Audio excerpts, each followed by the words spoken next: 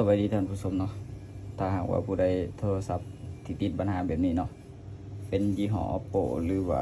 รุ่นอื่นๆคือกันเนาะตัวนี้คือมัน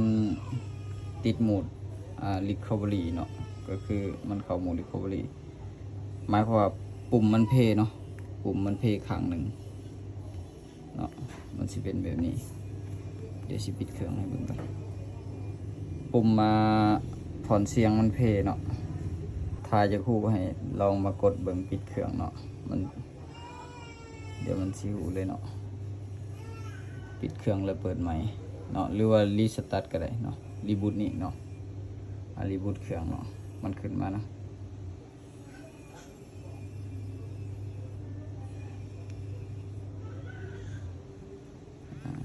นี่เนาะนี่ตอนอยู่รูปนี้เนาะมันเข้าโหมดเนาะโหมด recovery นี่ก็คือปุ่มตัวนี้เนาะเสียเนาะแต่ว่ามื้อนี้สิบ่ได้มาเปลี่ยนให้เบิ่งดอกเนาะเพียงแต่มาแนะนำว่าเป็นปุ่มนี้แน่นอนเนาะเนาะนี่จะเป็นแบบนี้เนาะขอบใจหลายๆเนาะที่ติดตามรับชมคลิปจนจบถ้าว่าผู้ใดติดปัญหาแบบนี้ก็สามารถเปลี่ยนข้างนี้เนาะเปลี่ยนปุ่มข้างนี้แม่นได้เลยเนาะ